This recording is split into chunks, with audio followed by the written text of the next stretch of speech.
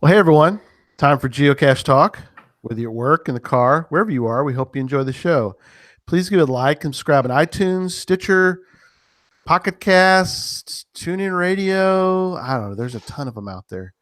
So you can get all the weekly Geocache Talk goodness. Big thanks to the Travel Bugs for the music and our featured patrons, Sir Drumalot. And Sir Drumalot will be on next week during Podcast of Hope. Janice, Tricasius, Tom Frey, and Rugels. And then our new patrons, Scrabble Hounds, Jinxer05, Float Your Goat, Yes. Just Be, and the geocaching Jeeper. Oh gosh, another Jeep guy. Oh my gosh. We're attracting cool people. That's what we're talking about. That's awesome. A geocaching Jeeper. I love it. I'm just kidding. Hey, he gets props, right? He went out there, and we'll get that update in a minute. But yeah, he was one of the few. We'll talk that's about right. that in a minute. If you'd like to become a patron, head on over to patreon.com/geocache talk for more details. Patrons get the new blackout coins, and we are down, Jesse, to 7, and that is it. And we are out. 7. All right, we'll cut it off there. That's enough for me to keep. I'll take those. You take those? I like those coins. We are done. No, this is not one of the 7. I got to keep at least one. I mean, yeah. I'm not getting rid of mine. And other geocaching items during the year, as well as bonus content and invites to special events only for patrons. Support levels start at as little as $3 a month. Let me welcome my co-host, Jesse. Good evening.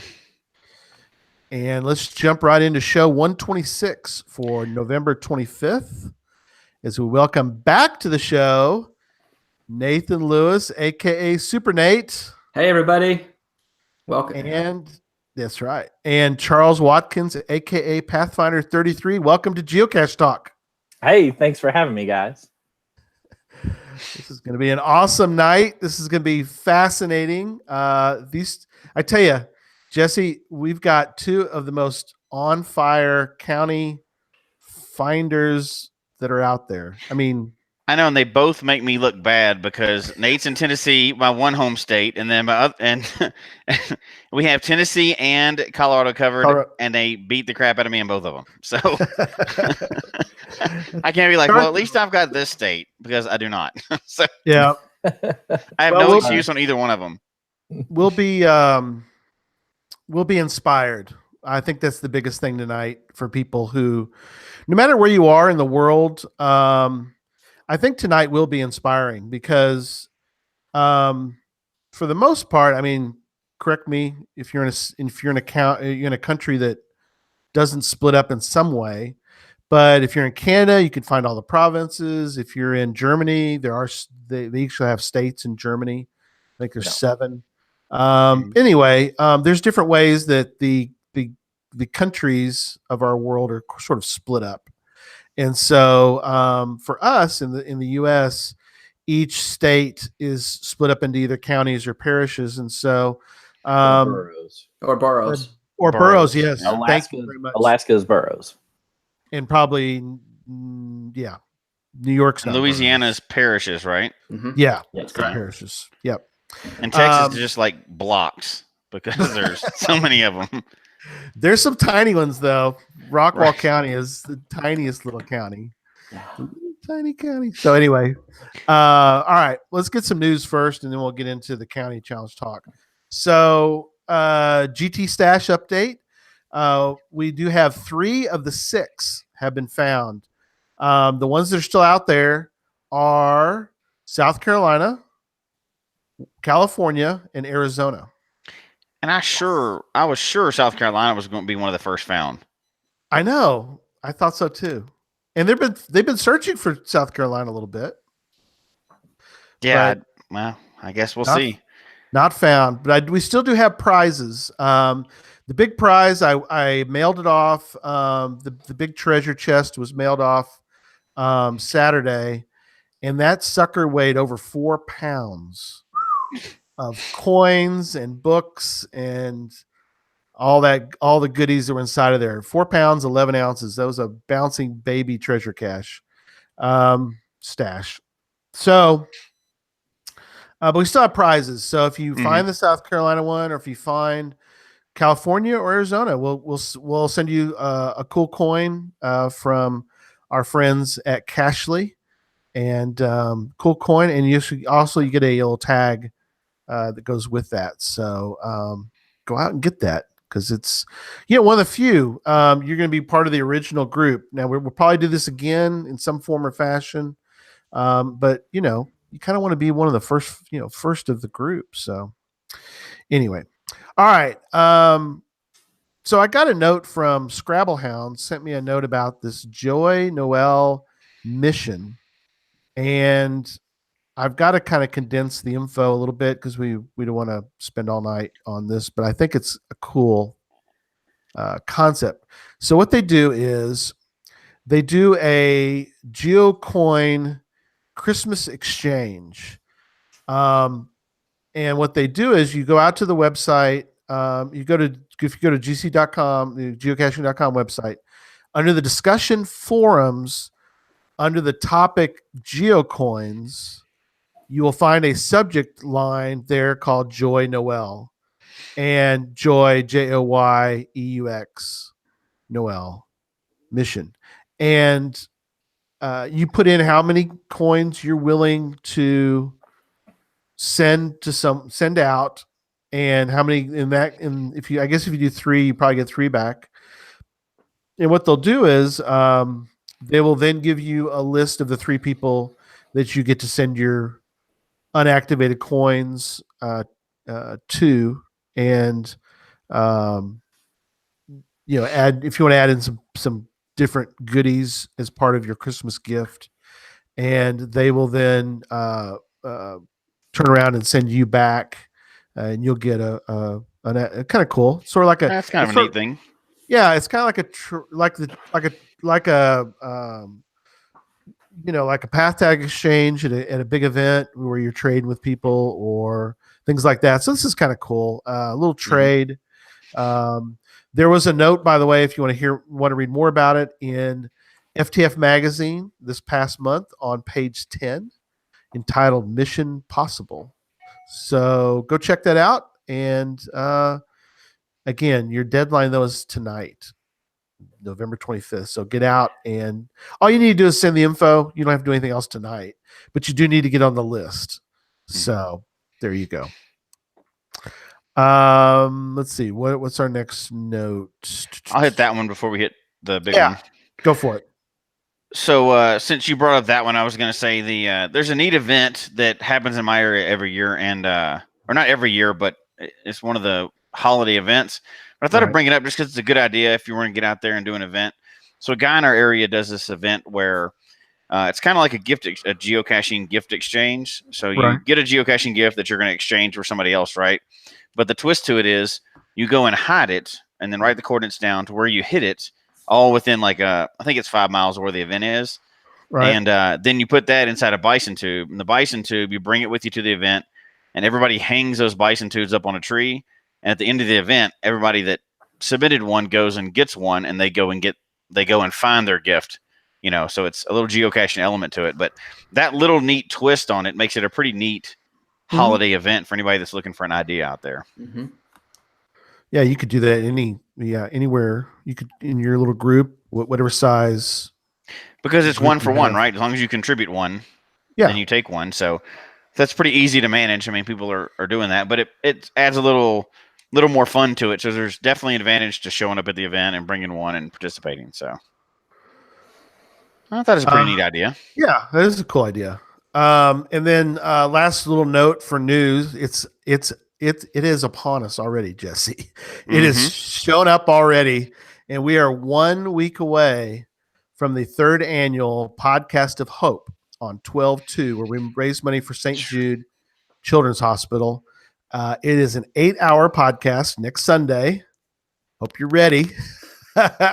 4 p.m. to midnight. Oh my gosh.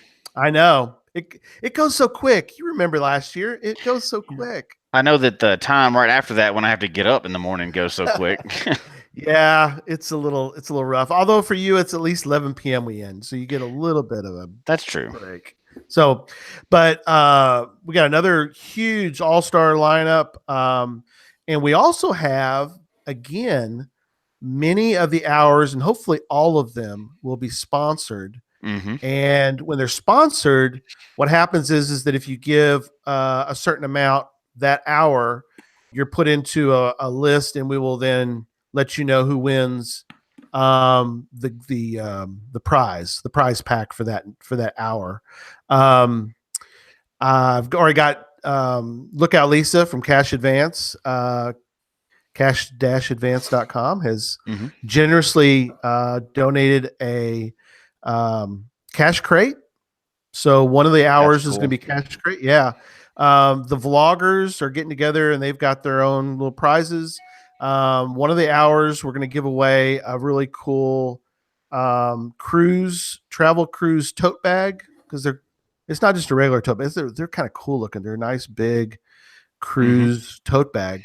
That's from AMS Travel Sales. Thank you, John Bishop, for that.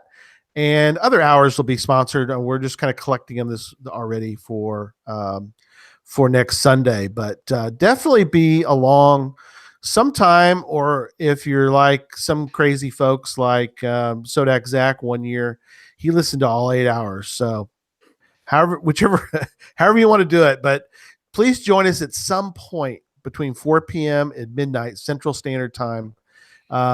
Give a little bit, whatever you feel comfortable giving, to St. Jude, and help us raise. This year, our goal is $3,000 for that cause, and it's an incredible cause to tackle and defeat pediatric cancer. And Jesse's wife was involved. Of course, Christy worked there. So is that right? Yep. I was just answering a chat room that somebody was asking about those coins. But yeah, she used to work there, and we used to live in Memphis, and that place is just awesome. And it's where we give all of our money every year. You know, I can really feel like I know exactly where the money's going. And besides the fact that obviously it's curing, childhood cancer, I mean, which you can't get much better than that anyway, right? For a charity. But yeah, we've seen behind the scenes. We know how they use their money because Christy worked there, and I can really believe in that place, and they do great things. And I mean, I couldn't imagine being in that situation. And of course, I've known people in that situation, but my kids are healthy, and we've been lucky, and everything else. But I mean, how could you, real quickly? Not only do the medical bills get so high, and nobody is asked to pay those when they go there, but how could you concentrate on work? How could you do anything else when your child's sick like that? And they even like take them in. There's a place for them to stay, the families to stay, and they do all the things for the kids. And there's some cool stories that we'll share on the podcast, I hope, but because I'll get to talking about it, and it'll be this show will be over. So that place means so much to us, and it's a great place, and we got a good perspective of it because she got to work there, and we were around, so everybody knew about it in town, and it was great. So I'm looking forward to raising whatever we can for them next week. Absolutely.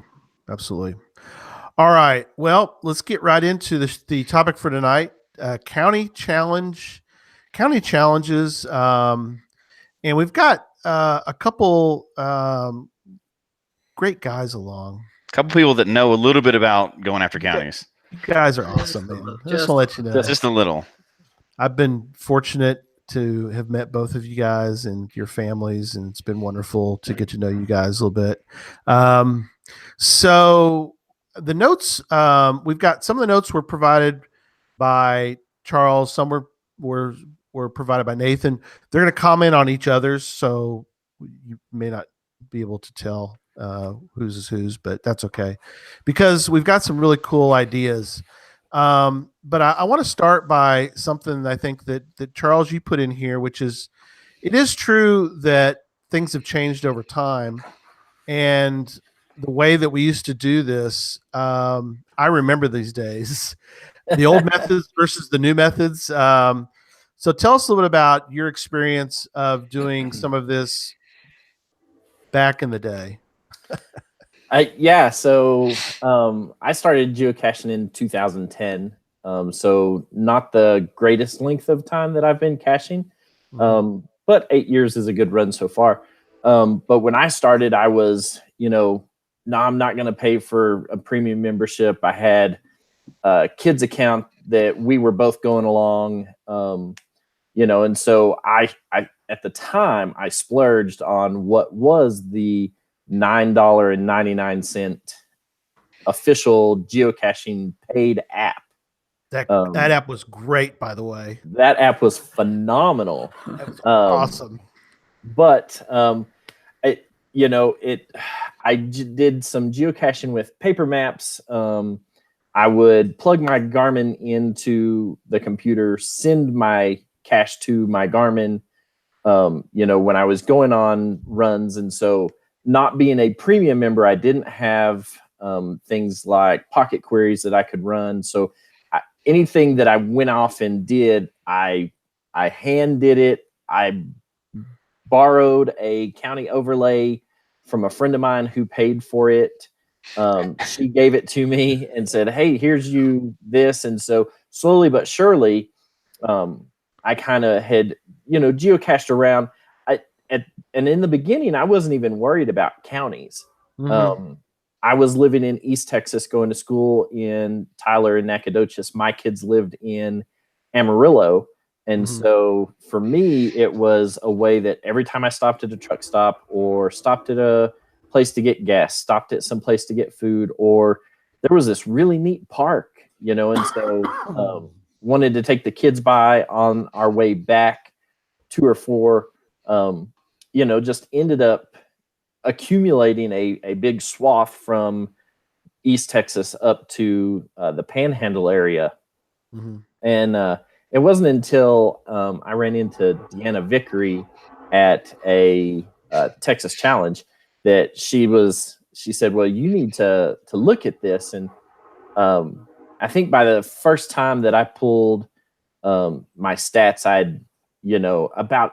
by the first time I actually really looked at it, I had about 115, 120 of the 254 counties in the state. I'm halfway, almost. And so I'm halfway there. In talking to her and her husband, and a couple of other people, Tom Brotherman, and some of these people was like, "Hey, how can I maximize this? How can I get better at this?" And so they all told me, "You've just got to pony up and pay the $30 and become a premium member.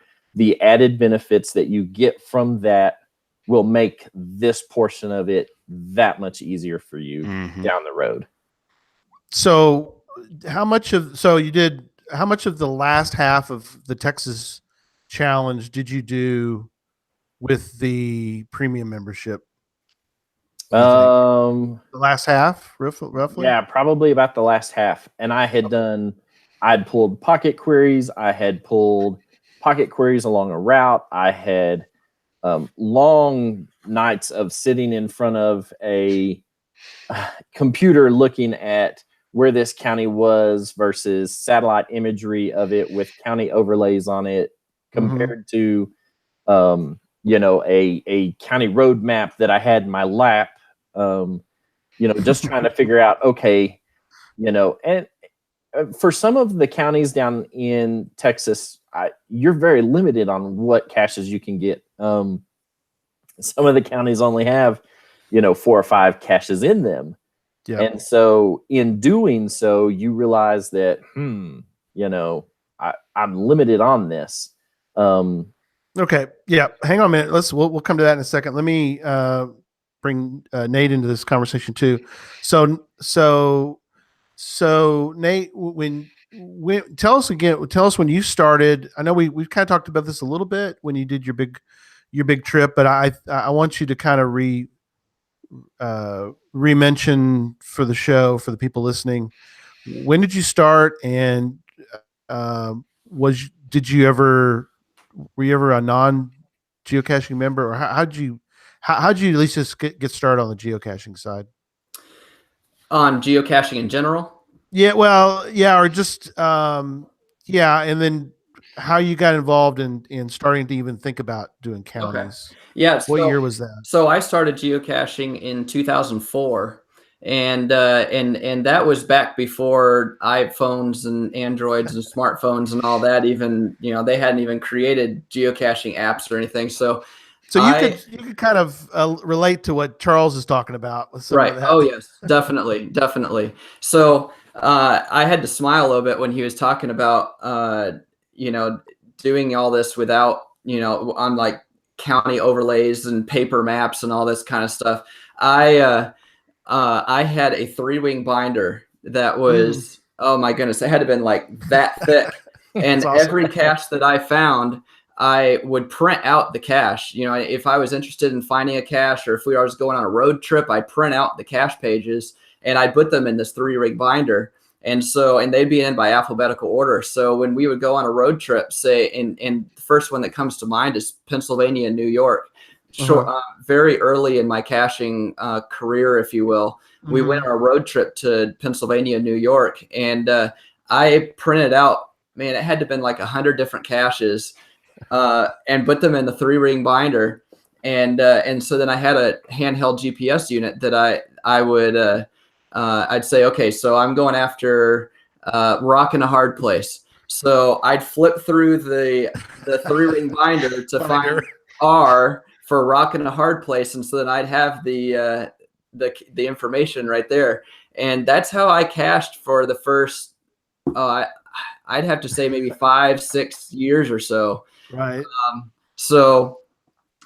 Yeah, and I'll tell you what, about the time that Charles started, 2010 or so is when they started developing those apps. I don't remember what the actual year was, but I remember when I was caching in Tennessee here in my home state, and I came across a group of cachers that had a smartphone in their hand, and they were caching with a smartphone. I was like, what in the world is going on here? Right. So yeah, I fought that for a really long time. But things have greatly improved now, and there's a lot of tools that go into developing your cache runs and developing county runs, if you will. The first time that I looked at counties was it seems like I was looking at different challenges in Tennessee, some things that other people had accomplished in my home state, and I saw the Tennessee County Challenge, and I thought that would be a lot of fun. And back then, it was before I was a legal driver. Okay.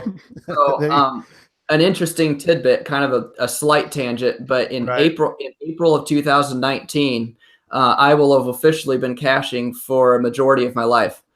Oh wow! How about that? Very, very interesting. So I started when I was 16, so back before I was a legal driver. So, awesome. I got with a geocaching buddy of mine, Hilltop Hiker, who I said, "Hey, I have this really wild and wacky idea, and I want to see if you're in on it." And so I told him, "I think we should try completing the Tennessee County Challenge." And he of course laughed at me, but then a few days later he called me up and said, I've started looking at these counties and I think we should do it. I think that'll be a lot of fun. So he ended up driving me to all these counties because I couldn't drive. Right. And that's really where the seed was planted. And wow. That's awesome. Yeah, it was a blast. So let me ask you too, because I think this is interesting. Did you start looking at sort of checking off counties before you realized that there might be a challenge cache available to do, or did you see, or was it the reverse? Did you notice that somebody had placed a county challenge cache somewhere and you went, oh, okay, what do I need to do for this? And so which way did this? Which came first, the chicken or the egg? Yeah. For me, I knew that there was a Tennessee County Challenge prior to to actually doing the counties. So I was going specifically for that challenge cache. Okay, cool. And that was on the first version of challenge caches before the moratorium and before the Charles, what about you? And I was the complete opposite. I had no clue about this until I ran into and happened to get stuck talking to the new president of the TXGA, Deanna, at a mega event. Right. And she said, hey, you ought to look into this. And and so she was the one that got me even remotely close to knowing that there was, what do you mean I got to complete all this stuff before I can sign the cache page? What? Yeah. So in the notes, there's a couple things that, and we're going to get to Nate's notes here in a moment, but you guys were both, although familiar with, and Nathan had an interesting comment too about these Max B's contiguous county challenge caches, and so and it got Jesse looking at it too. So, but they didn't fare very well. But they are interesting because they are. Well, Charles, explain what in give us the general idea of what you for each of these. What is it that you're needing to accomplish before you go? Well, you don't have to before you can claim claim the cache. You can always sign it, but until you can actually claim the cache, what are these county challenges? Oh, well, in the county challenges, for the Max B stuff? Yeah, what's Max B's about? All right, so Max B's is you have to have contiguous counties connecting that go through numerous states, right? And so he has, I think the easiest one he has connects 5 states. So you have to have, say you started in New Mexico on I-40, went west into Texas, continued west into Oklahoma, and then I-35 went north into Kansas and then Nebraska.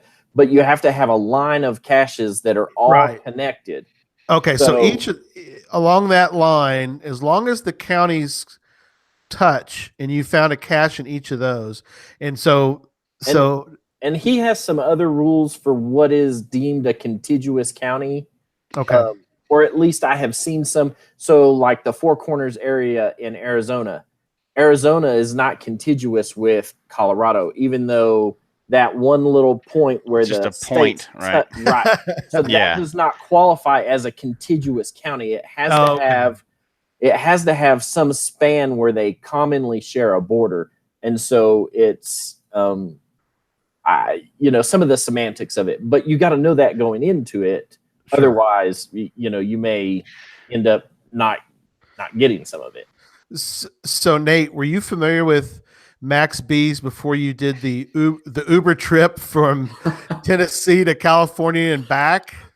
I was familiar with Max B's challenges, and it was probably let's see, we did that road trip this year, and it was in 2014, I believe, is when we actually visited Max B in Michigan, and we signed some of their challenges up there, and we were at their house at the end of the day, and he was showing me some of their other challenges, and the one that really struck me was the Golden Spike Challenge, where you have to have contiguous counties from the Atlantic that stretch from the Atlantic to the Pacific. Wow. And so that one right there just sparked my interest. Like, I'm going to do that. I want to qualify for that one. And you did it. That's incredible. Yeah, we did. That is wild. So how high, before we get into like how you exactly do it and all that stuff. Yeah. When you're let's say both of you went to Kansas for the first time, right? Let's just assume you hadn't been to Kansas. You go to a brand new area. How high on the list of what you're going to hit is counties? Like, a lot of people hit like webcams or virtuals. Or Fizzy. How high is Jasmer caches? How high are counties when you're planning a new area? How high is that on the list for you guys? For me, I'd say it's pretty high. Now it is, right? Yeah, well, definitely. Now it is. And I'm in the same boat. So I'd never been to Ohio. we flew out there for Gigastock. And while we were there, we drove into, obviously the airport's in Kentucky, but we drove into Indiana and got a county there, and the one in Kentucky, and then drove from Cincinnati to central Ohio to get a webcam cache and a couple of new virtuals that were posted up there. And so we ran up there for some of those old caches, but we were like, oh, there's a webcam here in Ohio. Let's go grab it while it's still here. But on the way there and on the way back, we took 2 different routes, going through there to maximize that so that, so now in Ohio, whatever it is, I have 10 different counties in Ohio just because we decided to go get that one webcam, and I have, 2 different routes to maximize counties that I could get. So now here's the follow-up question to see really how crazy you are. And tell the truth. Have you looked yourself up on Project GC to see where you rank on finding counties? I have not. Yes. That's honest. Now, in retrospect, I also have looked up Nate's profile to look at his. Since we're doing that's good. I've got 600. I picked up 2 counties on my way back from Washington State, so I've got 605 counties. Nate, according to Project GC, has 666 counties that he's found a cache in. Wow, so that's got to rank you up in the top somewhere. Yeah, I don't think it's completely updated yet, because I'm actually over 700 now. Oh wow! Last time I wanted to refresh. It's actually been a few weeks since I last went on a really good cache run, so I had to refresh my memory on where I was at, and so it's a little over 700 now. Yeah, awesome. All right, and we've had a request. They can't see your the code on your shirt because it keeps popping up with the little things. Hang on, I'll move. Here, I'll put it on him. You can. There you go. No, I think the pop-up, our pictures are popping up and covering his code on his T-shirt. Oh yeah, there you go. I think we got it now. We got it. Yep. Did it work? There we go. Let's see. Chat room will tell us. You definitely know the chat room is watching. They're watching all the details everywhere on all these videos. So speaking of chat room, I have to give a shout out to my wife. I noticed that she is chatting with us right now, and so she also went on that county run with us across the country. Oh my gosh! And we just had a blast. We loved it. Yeah, that's how come when his wife gets in there, she's being nice, and mine gets in there and she's always beating me up in the chat room. Give it 20 more years, you'll be all right. No, it is interesting though. You don't have to have a loving and supportive wife, but both of you guys do, so that helps. Ooh, it sure helps. Well, absolutely helps. That's right. Because you guys, you basically are. That is your teammate. I mean, trying to get to what, because I think and this is something you guys can speak to more, and that is you really do need a team member to do something of this nature, especially if you're doing a long county cache run. If your wife is on board, it probably makes it a lot easier. I think all of us are lucky for that. Yeah, go ahead, Nate. What I was going to say is I can guarantee you this. If my wife was not on board with stopping in every single county between Tennessee and California, we would not have done it. No. So that would not have happened. We probably still would have done the road trip because we both love, traveling, visiting new places. But yes, having a supportive wife who's not just supportive, but she really enjoys doing it as well, which is awesome. Oh, yeah. She's definitely and Charles too. Yeah. Oh yeah, and my wife's on board with it too. So much so that when we plan this is going to be our 4th winter cruise that we've taken to escape the snow and get some beach and sunshine in the middle of winter. We sit there and plan events in these different countries that we've been to, Honduras and Belize and Jamaica, the Grand Cayman, places like that. And so we dedicate a portion of our time that we're there visiting these places to go out and do geocaching or host an event, try and find some locals that can tell us, hey, these are places to go do and places to stay away from and whatnot. And so, yeah, definitely she is on board with this. Our awesome. very first date, the very first time that we met and each other, we met in Austin. And I told her, I said, hey, so I've got to go meet this guy on the University of Texas campus. And it's going to seem real weird, but I got to go sign this book that he has in an ammo can. And so on a first date, our very first date, I was standing in front of the clock tower waiting for Indigo Parish to meet me on UT's campus so I could sign the Texas County Challenge log. Wow. And so she kind of looked at me and was like, what is this geocaching? How does this work? And so I kind of explained it to her. Indigo Parish had explained some of this to her while I was busy signing it. And she just kind of turned and looked at me and said, well, I want to do this too. Oh, wow. Yes. That's right. And got so her I hooked from was the very beginning. That's right. And so I am finisher number 57 of the Texas County Challenge. She is finisher number 76. So awesome. I completed the Texas County Challenge and then automatically went into planning a second one so that she could do it. And so she is the second fastest finisher of the Texas County Challenge. Under a year to finish the 254 counties from her very first geocache. So incredible. Yeah. That's awesome. Wow. That is incredible. All right, well, let's get into some nitty gritty now. Because I think, go ahead. What's probably the best way to go through this? Do you think so? If you were going to both plan a trip to go for counties right now, maybe the differences in how you plan, maybe we can hit because there's tons of planning, right? Like I know Nate, you've got in your notes, there's tons of planning that goes into it. I know you do it too. And maybe we just kind of go, if we were going to start from scratch right now and you're going to pick a whole new area to hit counties, how would you start planning those two things? And either one of you start. Well, that's a very loaded question. It is. We can kind of walk through it, and I think there'll be differences. But see, the thing is, for me, for anybody that's planning on doing counties, you can't just go to an area and just pick caches on the fly and go. If you're wanting to do a true county challenge, like if you're going to a state, and I can use Tennessee for example. There's lots of small counties scattered all over the state. There's 95 counties in Tennessee.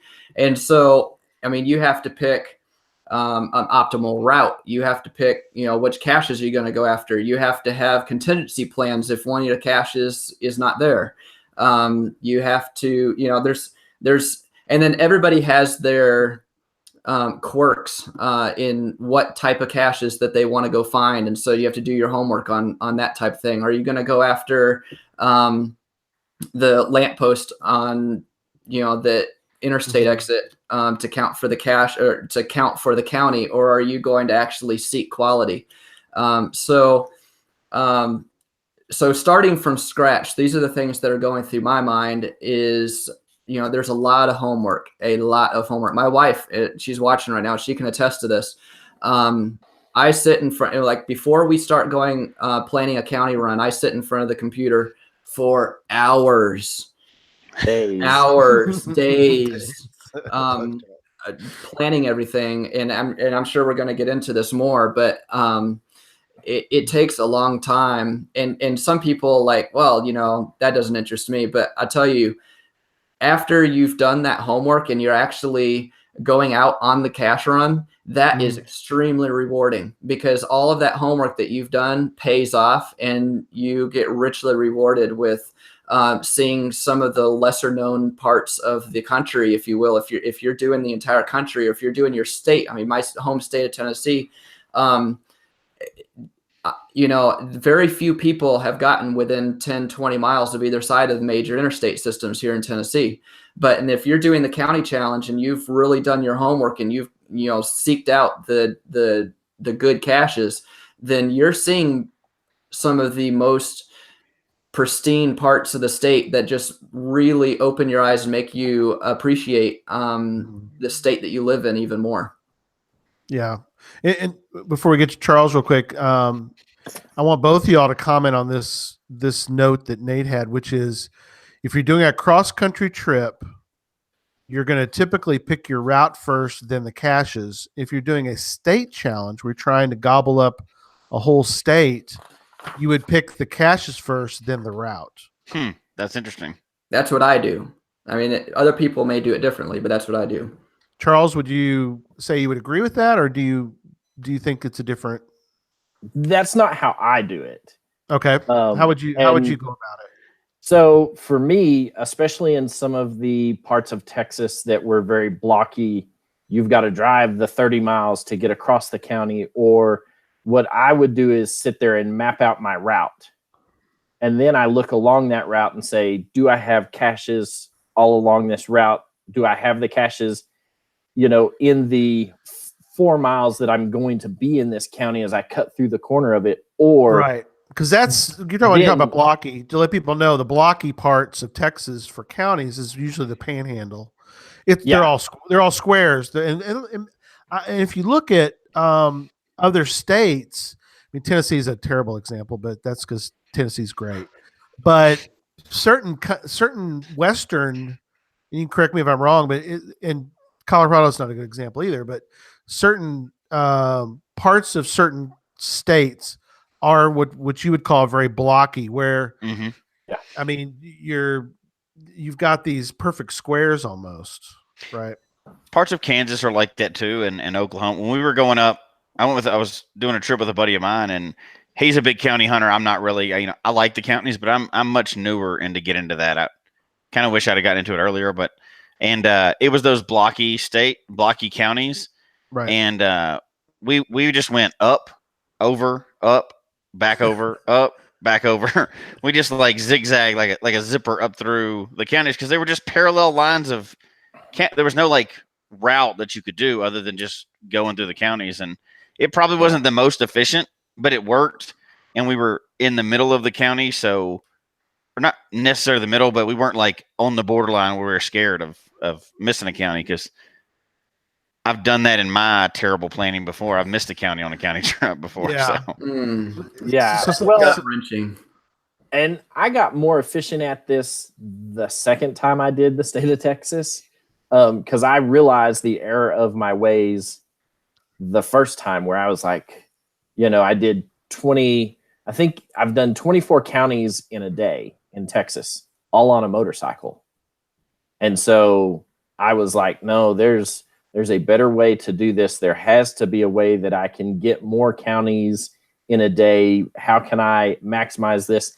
And so what I did was plan my route and said, nope, the quickest way from, Dumas to Abilene is this. And once I planned my route, then I compared that to the geocaching map and said, how far do I have to venture off of my route to get a cache? But one of the very first things that I do when I'm planning a route to a new place, I don't know how well this is going to show. This is the 115 geocaches that are still alive in the world. This obviously is just the United States or North America, but these are all of the year 2000 caches. Oh, nice. And so I have a pocket query with that. And anytime that I'm planning a route, I will confer with this, where are my 2000 year caches at?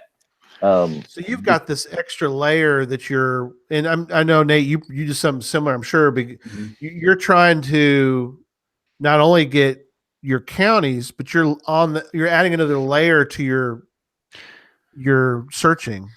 Oh, for sure. I'm along with Nate. It's to some degree, I want old caches. I want webcam caches. I want high favorite point virtuals. Caches. Virtuals, some of the old virtuals.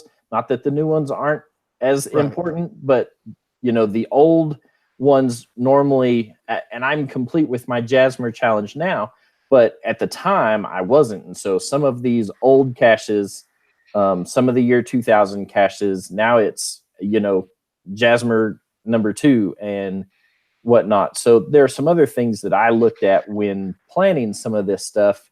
The other side to that is if you're merely going just to cache in the county, then to some degree it doesn't matter.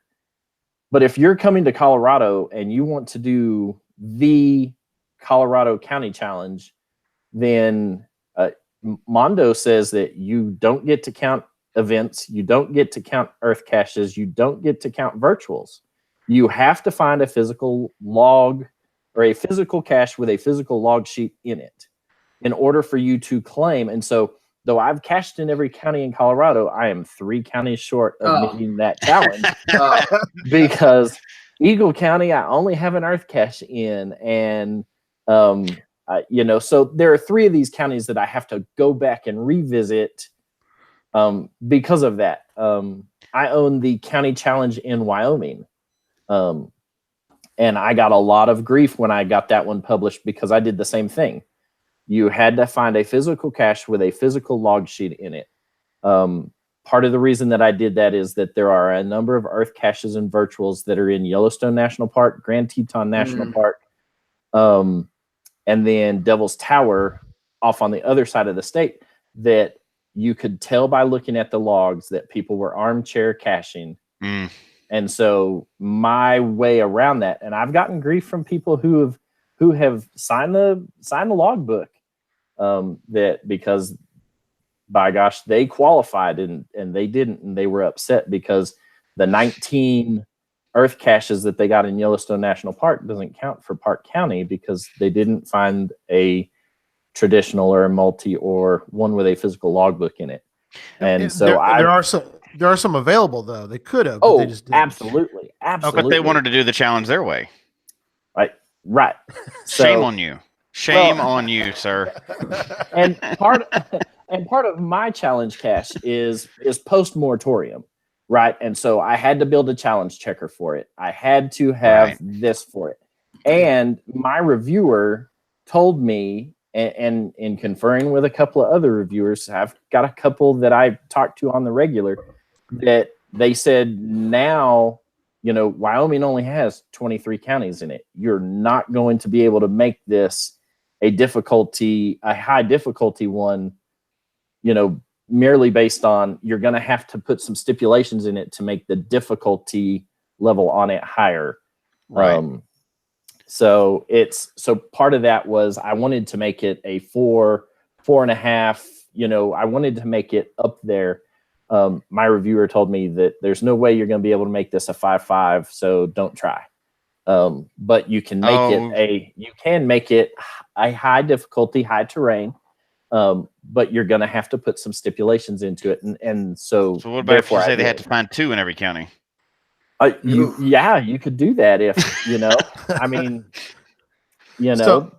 So Nate, have you run across some of what Charles is saying, or have you also started to hide some of your own county challenge caches? Or I don't own any county challenge caches.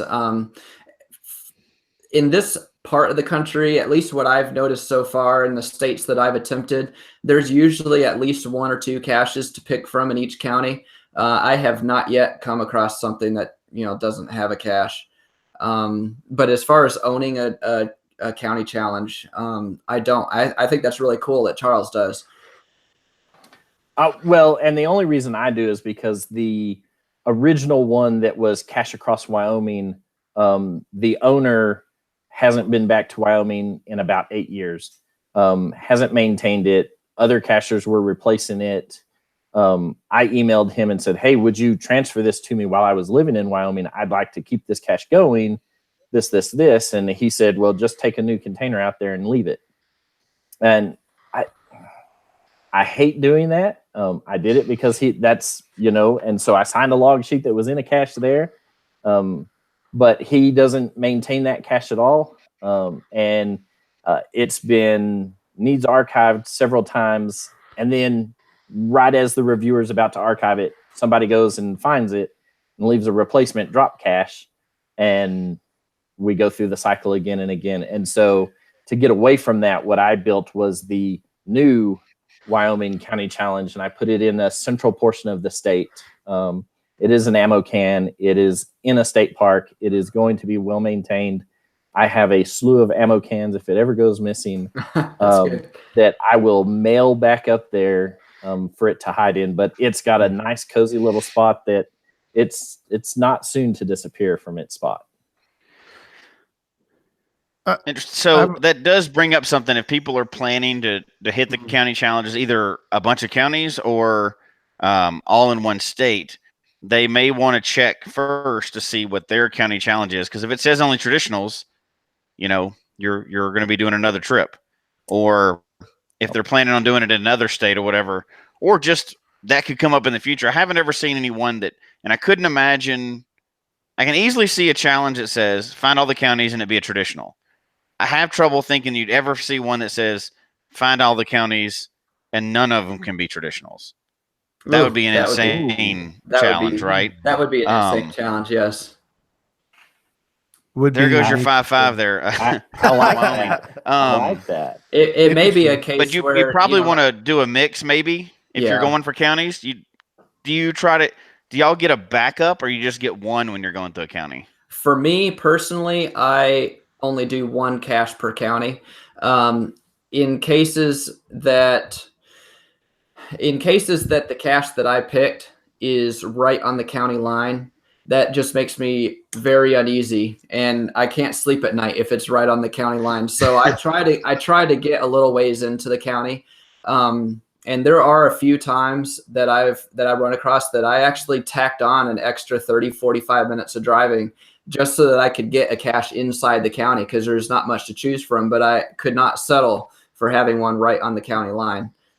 In the off chance that, something happens, state politics happens and they'd move the county line or whatever.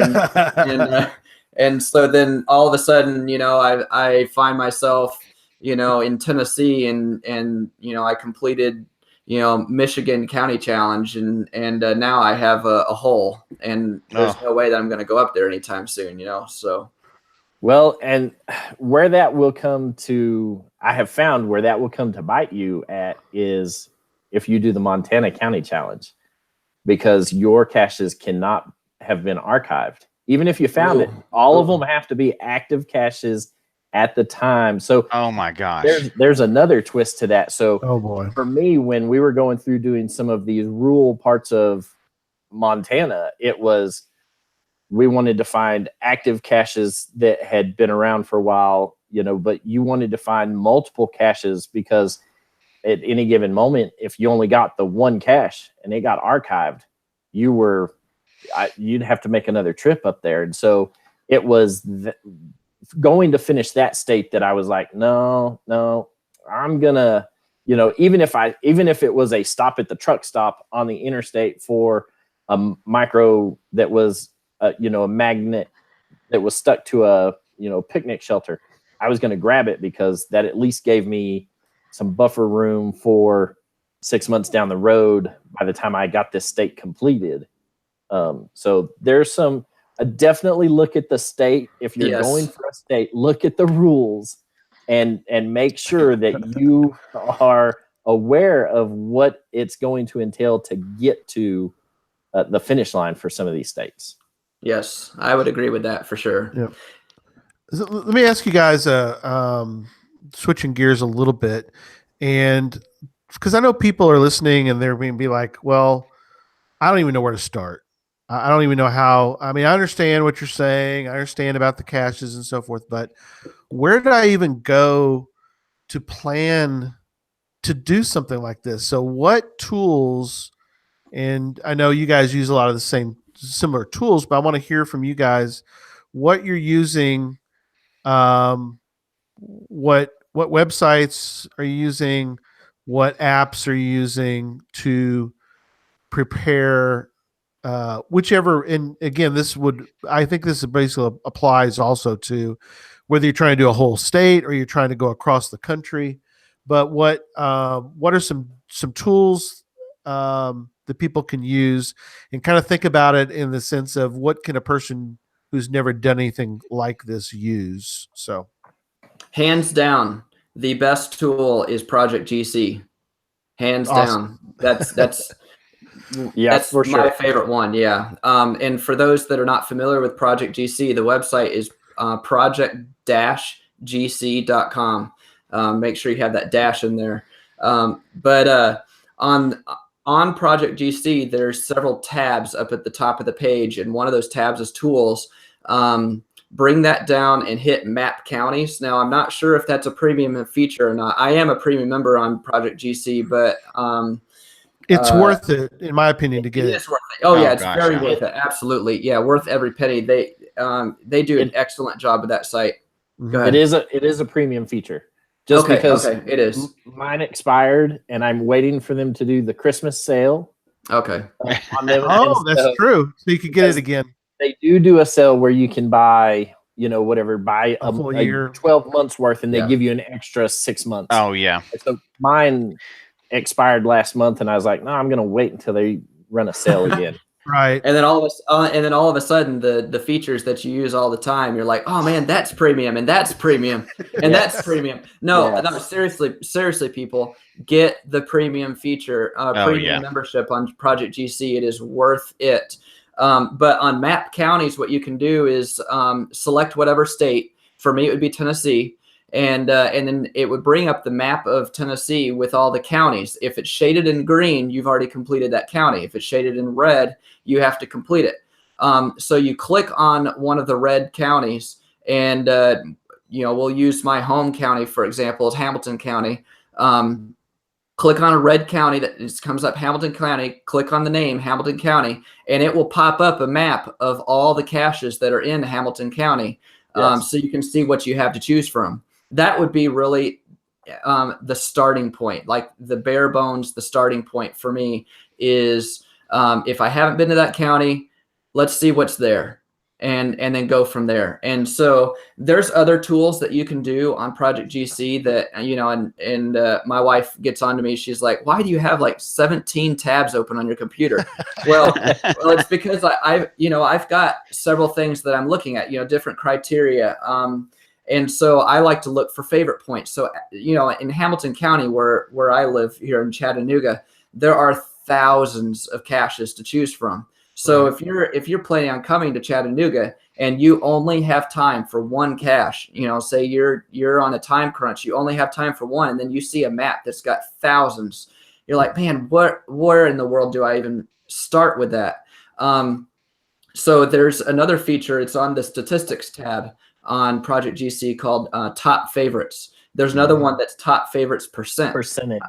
Percentage. Yeah. So I look at both of those, and so that basically takes all of the caches in Tennessee and sorts them in order of how many favorite points they have. And in some cases, like here in Hamilton County, there's a lot of caches to choose from. The best caches in the county are very easy to find because they just show up on the graph. They're and what Charles was saying, the percentage that shows you how what the percentage of premium members that have found that cache that have awarded it a favorite point. So if 70% of geocaching premium members have gone to a cache and awarded it favorite point, then you can pretty much bet that that's going to be a good one. And so that will definitely go onto my what's the word I'm looking for? My list. It will go my must-do list. It will go onto my short list. Yes. Right. But then I also use different filters. There's filters that you can use by the type of cache that you want, the size of the cache. If it's a challenge that says no to virtuals, then you can only show the traditionals or the multis that are in that county. And then for me personally, if there's a lot of caches to choose from, I sort it by size as well, because my preference is to have a regular or a large size cache to actually find for the cache for the county. And So let's see, what else do I have here? Oh, I also filter out disabled and archive caches. So if the cache is disabled, for instance, and it's a top favorite cache, I don't even want to look at it. If it's disabled, I'm not gonna attempt it. So I'll filter that out. So you can filter that. You can filter caches that you found that you own. If you're in an area that you've previously found or owned, whatever. But so there's a lot of filters. There's a lot of tools that you can use on Project GC to start narrowing down. Now, there's some counties, like we discussed before, that there's only 1 or 2 caches to choose from, and in that case, it's easy to pick. You're like, well, this is really my only option here. But then there's some counties that, where do I even begin? And so those are some of those tools you're able to narrow it down. So this is kind of interesting too. In the show notes, it'll be in the show notes for you guys to look at later. But and this is something really, it's Nate's samples, and I want to get Charles's comments on this too. But you've got it pretty detailed in that you've got the county, you've got the cache name or the GC number, or cache name, the GC number, the town or the city, and a little bit of a hint or relevant info. Then you have the time between, and you're talking, I think, about you're talking about the time, how much? Yeah, from the previous cache to the next one. How long is that going to take? How long it'll be? So 15 minutes, 40 minutes, etc. The miles between them, the estimated time to find a cache, and you're assuming maybe around 20 minutes, depends on the cache, and then your arrival time at the cache, you've actually got it listed, and oh my gosh, this is awesome. But you're talking about serious planning here. So yes. Now that is a sample from the cross country trip, right? And this is where I spent hours upon hours in front of the computer trying to plan this out. And a lot of it was to, it was basically to help my wife know, okay, when are we going to arrive at our destination that evening? And so, I know that we want to get to Dallas, Texas in enough time, because we did other stuff in addition to, caching. We didn't just do caching. So we had other things that we wanted to do as well. So we had friends that we wanted to see. So we had a friend in Dallas that we were going to visit. And so it was important to my wife to get there at a reasonable hour, so that we could spend some time with her before we had to go to bed and get up the next morning and hit the road. So my response to that was, okay, well, I know that the night before we're going to be here, and we want to be in Dallas by this time. So I wanted to assure her and myself too that we were going to get to our destination by a reasonable hour. There was a lot of but you want to make sure that you were contiguous, because you wanted to not miss a county. Right.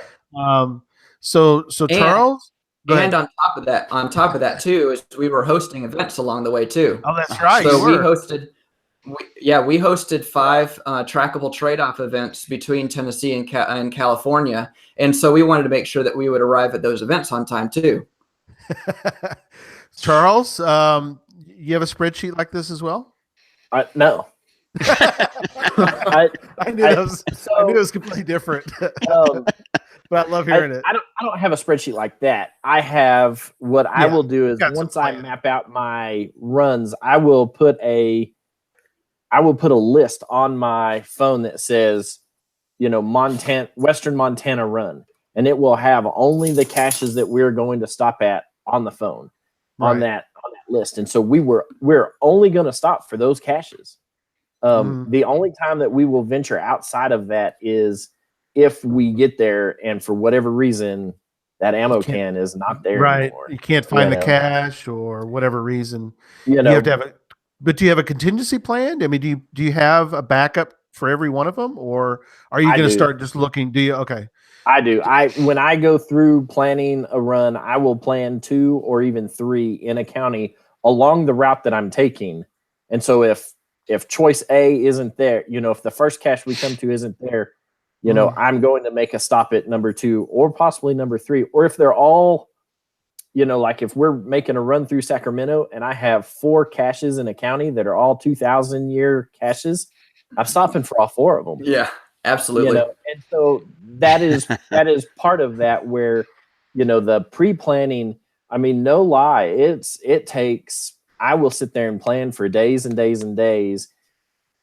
But once I'm done, I'll load a pocket query or a list onto the Cachely app, and I will download it onto my Garmin Oregon, and out the door we go. Right. That's what one about of the FTFs? Do you check for that as you're going through an area? I do not. If we're staying the night in the area, I will. Yeah. Right. If we're staying the night. But if we're not staying the night, I've done enough first to find hunting where I have gotten there and the coordinates are 700 feet off, or the owner hasn't put it out yet. I've seen some of those. Yeah, I got burned on one this weekend. Oh, what are you doing? And so with that, I will only search for first to finds if it is in the town that we're staying the night in. Stopping in. Right. So just an added bonus if you just happen to be by it. Yeah, correct. But Cachely has 2 different map features in here when they did that map pack upgrade that show county lines on the maps. Until they did that, I was using an app called Looking for Cache. And Looking for Cache has a light app that is free. And they also have a paid for app that I haven't purchased, but have some of the friends. It very much resembles the old paid geocaching app that was out. Classic. And the classic app. Vintage. And it does have county lines in their maps as well. I've never even heard of that app. Looking for Cache. Looking for Cache. CACHE. Yeah, let me. Huh. Yeah. I've played that one before. The free one, I didn't buy it though. Yeah. So, like you said, so you've got these layers. Go ahead, Nate. Well, he's got that app up. Oh, sorry. Let me flip over to you. Oh, okay, LAC Light. Looking for cache. Yeah, I've seen that. He looks like he's like falling off a cliff. Okay. Yeah. Interesting. I'd never even heard of that app. That's cool. But the cool thing is, like you said, Cachely now has counties now, which helps for sure. That's what. That that's makes what I it was going to super say. Downloading, like, this is one thing that I recommend for people before you actually set out on a county run. Download the offline map for the state that you're going to be in, because every state has parts of it, has pockets of no cell reception. Right. And so having those offline maps allow you to see the county lines and allow you to, once you find the cache, to be able to navigate out of the area that you're in to get on the road to the next spot. Always download the offline map for the state that you're in on Cachely. Absolutely. So at this point, and you guys have done this now for a while, would you suggest? Let me get 2 different suggestions from you guys. So for those that are listening that are like, yeah, I do this. I mean, this is something that those guys are speaking my language. I'm doing it. Would you say to that person that they should try to venture out and do a Supernate run like you did all the way, try to do this long contiguous run for the intermediate to advanced county challenge person? And then what would you suggest, both of you guys, what would you suggest to somebody who is all excited now that they've heard about this, but they've never done one? Should they start doing their state, or what do you suggest for the How beginner? do they step up their game to the next level? Well, and what are your suggestions for a beginner and some more of an intermediate person?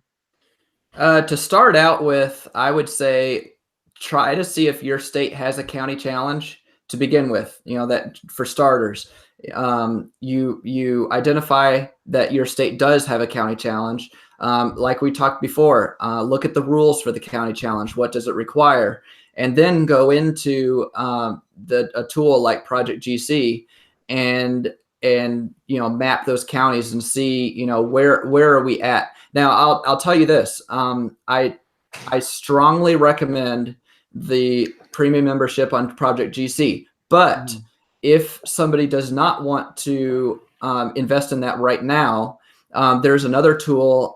It's a website called mygeocachingprofile.com, and you can upload your My Finds pocket query into My Geocaching Profile, and it takes depends. If you have a lot of finds, then it takes 20 minutes or so to do everything. But once and once it actually processes, then there's a bunch of stats that it generates, and one of them is county stats, and it will show you the U.S. as a whole, and then it will also show you your particular state. And so so if you haven't worked on counties up to this point and you're just starting and you're saying, let's see what we can do, for basics, start with the state that you're at and see where's the closest county to me right now that I have not done, and plan a trip sometime, some weekend afternoon or some nice bright sunny day, and go do it. You've crossed it off, and then and I'll tell you what, it gets addicting from there. Once you've done it once and you've crossed off a county and you see that county turn red, you never want to stop. Right. So let me go over to Charles then. Charles, what are your suggestions for somebody who is maybe a little more seasoned, who has maybe finished, maybe they finished a state and they're like, well, maybe I want to do something a little more adventurous. What are your some suggestions for the intermediate to advanced person, maybe? If you finished your home state, and for me that was Texas. What is the next state that you are closest to? Where or are there other challenges that are out there? So within Texas, you've completed the county challenge, but I've been everywhere in Texas that has all of the cool places. Like I've been to Paris, Texas, and I've been to Nashville, Texas, and I've been to.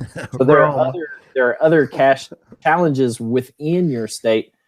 There's a Permian Basin challenge for out in West Texas that requires you to find 2 counties in New Mexico. So there's the start for getting off into your next state.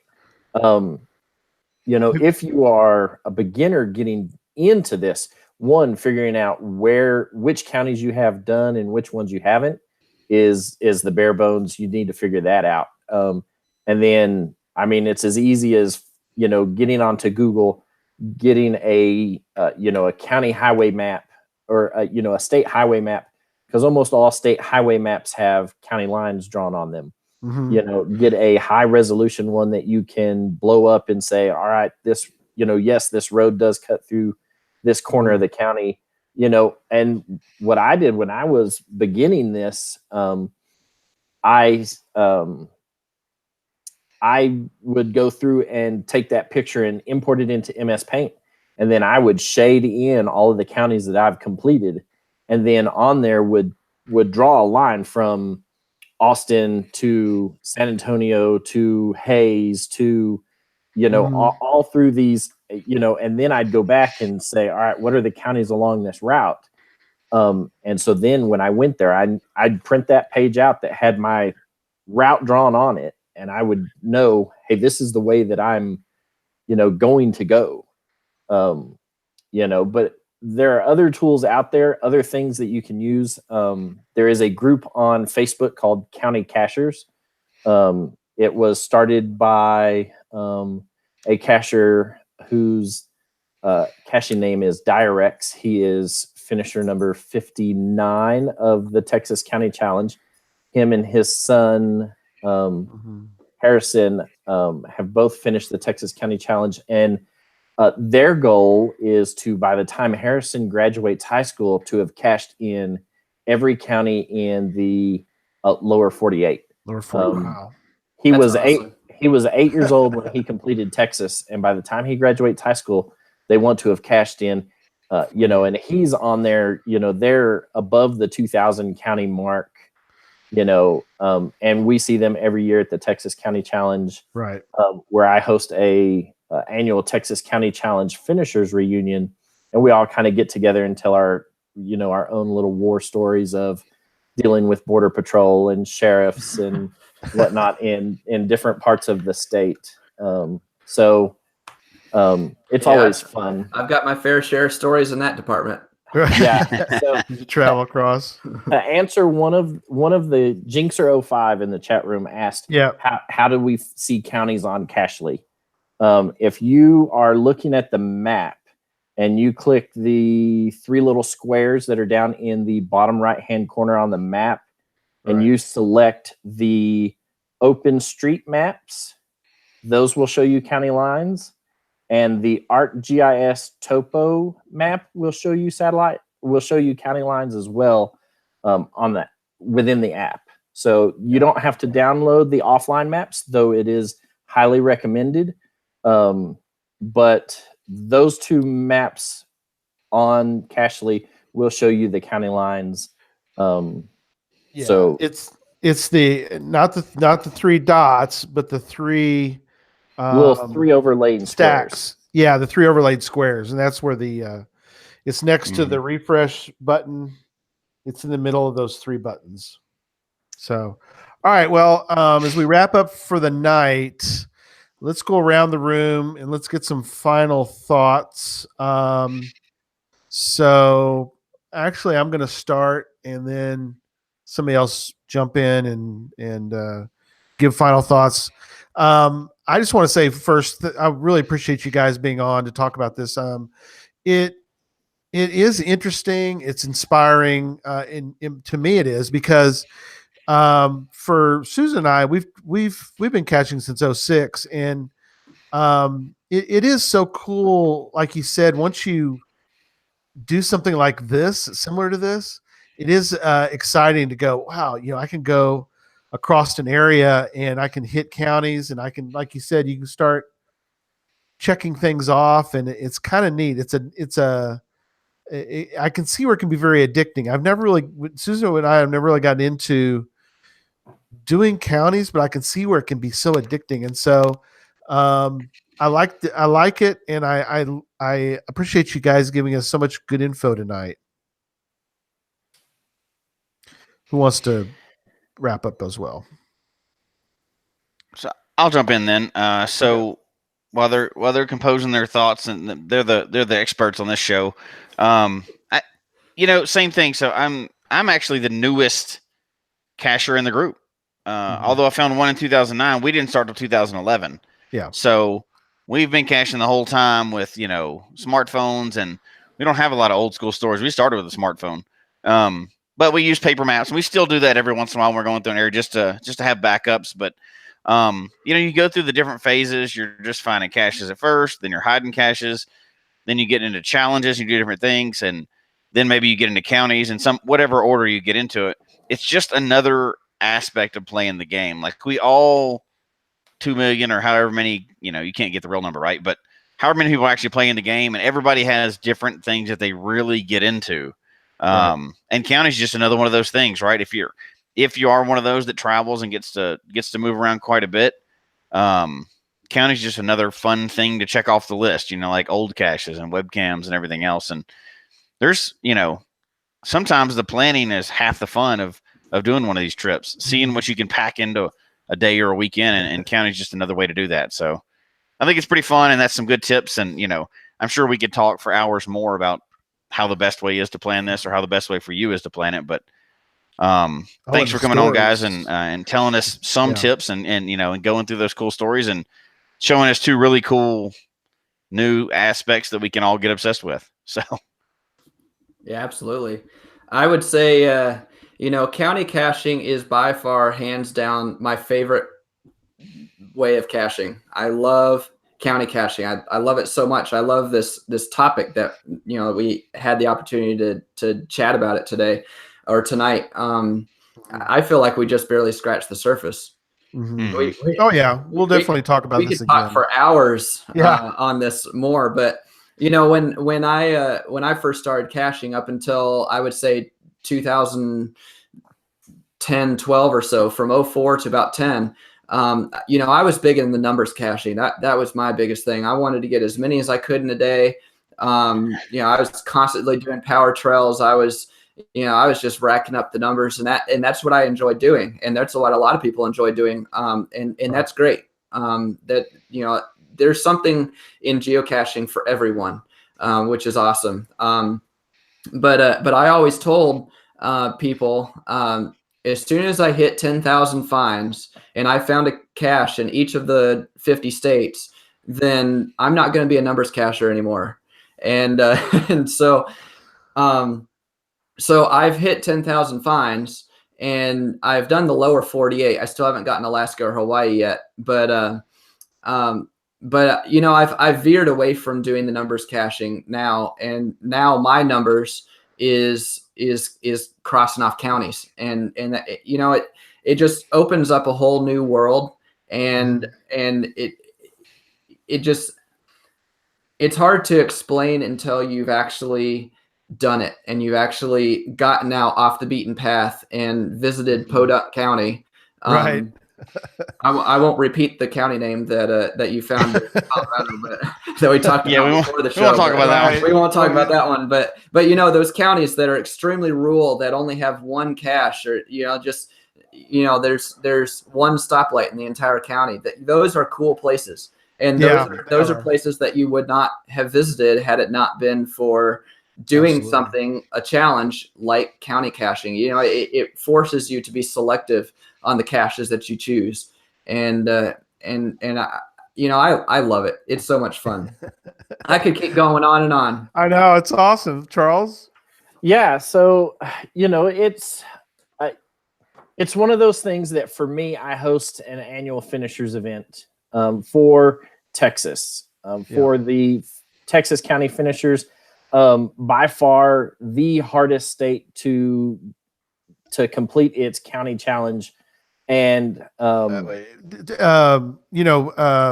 and I have actually been able to go, because you could go watch, and so Jesse and I have been to a couple of the finisher events, and it is really fascinating, and it's neat to see everybody wear their shirt, and there is such a camaraderie and such a it is it's very infectious to watch everybody get together. They got their shirt, they got their number, and all that. And then, if you would also, Charles, mention that this year, at this year's Texas Challenge, and I encourage everyone to try to go because the Texas Challenge is always really cool, is that you've got something a little different that's going to happen this year as well. Yeah. So with the the new rules that have been instilled by Groundspeak for side events around megas and gigas, because the Texas Challenge has, for the last since 2010, for the last 8 years, been a mega event.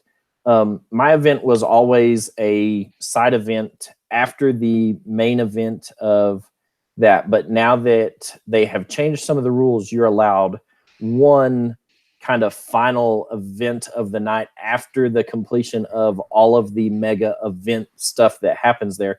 The TXGA was kind enough to allow me to combine the 6th annual event for my finishers reunion along with the block party that they're having in Seguin at the Seguin County Brewery that's there. And so they have graciously allowed me to combine my event with their block party event to kind of keep this going.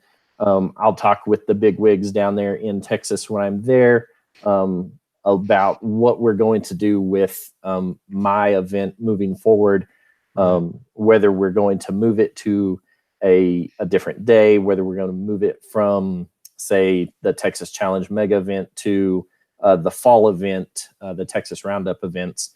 So we'll see. I've got some talking to do with some of the people who run the Texas County Challenge cache, the Royal Order of the Lake. They're the cache owners of it. So so I'll get with those guys while I'm down there. I'll get with the people for TXGA, and we'll figure out what we're going to do. But I'm glad that they are kind enough to allow me to continue this tradition for a 6th year, and allow me to combine it with their closing event, their block party event. And so, yeah, it's going to be a good time. Should be a good time. Bring your appetite and a thirst. The adult beverages there are supposedly really good, and all of the pizza joints in town delivered to the brewery. So, oh wow, there you go. There you have it. And then just some final thoughts as we close out tonight. And quick question: How many? Go ahead, Nate. How many finishers is the Texas County Challenge up to now? We just got number 178, I believe, is where we're at. Okay. Was that I know some real good friends of mine, Nashville Joe and Abby's Grammy, just got it. Yeah, they've contacted me about it. There are 2 more finishers that have finished after them. Okay. That have signed it here recently in the last day or so. So we're up to 178, 179, somewhere in that ballpark right now, depending on how quickly some of that stuff gets posted to either the cache page or to the Facebook page that we have for them. Kind of varies, but we're up in the upper 170s right now for that. That's awesome. Yep. So, and a lot of that has to do with my event that, when I started, my wife created me a shirt for me finishing, and I wore it, and somebody else was like, I want one of those. And, and I talked about, hey, can I host an annual event for this? And it kind of just started as a whim and has snowballed into this. Eventually somewhere somebody said it's going to turn into its own mega event. It is very cool. It is fun to see everybody and to hear the stories and the way y'all work everything as far as everybody. But all right, we got to wrap up tonight. So give us a couple of final thoughts, Charles, and we're gonna wrap up. We'll have a whole nother show on this sometime. Hey, figure out where you're at. Get out there, do some looking for county caches. Start local, work your way out, snowball out. Depending on what your preference is, look for high favorite point caches or high favorite point percentages. Those will show you some of the quality caches in the area so that you don't get kind of bogged down by it. So, it's a great way to see a vast majority of parts of states or areas in your home state, that you may not have even known was there. Being able to visit every county in a state, is a huge accomplishment. And I know people who have lived 20 years in the state of Texas that haven't gotten outside the Dallas-Fort Worth area. Mm-hmm. So it's one way to visit everything that your state has to offer, or everything that another state has to offer. So get out there. It's definitely not for everyone, but give it a shot. You may like Nate. It becomes infectious. You may get to where this is what you live for, geocaching wise, at this point in your, where you're at in geocaching. Right. Very good. All right. Well, upcoming shows, as we've mentioned earlier, that next week we've got the 3rd annual Podcast of Hope, 4 p.m. to midnight. So please join us during that. And in 2 weeks, we've got Daniel Flieger on the show.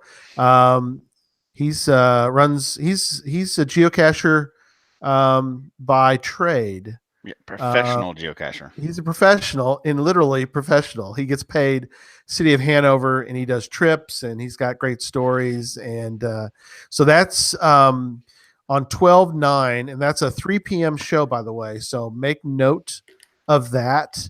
And in 3 weeks, we're kind of TBD, Jesse. I'm trying to work out what you suggested. Got something in the works. Yeah. We got something in the works. We've got 2 shows. We always have 1 show ready, but I'm trying to work out something. But anyway, stay tuned. We'll get you updates on that when we have an update. So anyway, well, again, thank you guys so much. We hope you enjoy the show tonight. Email us your comments at geocachetalk@gmail.com. And don't forget to follow us Instagram, Geocache Talk, one word, Memphis Mafia, in case you're wondering. And Facebook, facebook.com/Geocache Talk. Show can be found on iTunes, Stitcher, TuneIn Radio, also Spotify, as well as the Geocache Talk website. Don't forget to click on the subscribe button and hit that bell to be notified so that you can get reminded and that when we're on, because in 2 weeks it'll be a 3 p.m. show. So you want to definitely get notified of when we actually are on. We're typically on 8 p.m., but you want to be able to get notified. And tell your friends about the show. Join us. Definitely watch the show or join us in the chat room. We always leave a chat link in case you're wondering. Kind of late now to tell you, I guess, but in the future, on the web page underneath there's a chat link. So, but we had a lot of people in the chat room tonight. Enjoyed their conversations and questions, and that's always a fun time. And so, until next week, don't just talk about geocaching. Go complete a county challenge and go geocaching. Good night, everybody. All right. Good night. Night.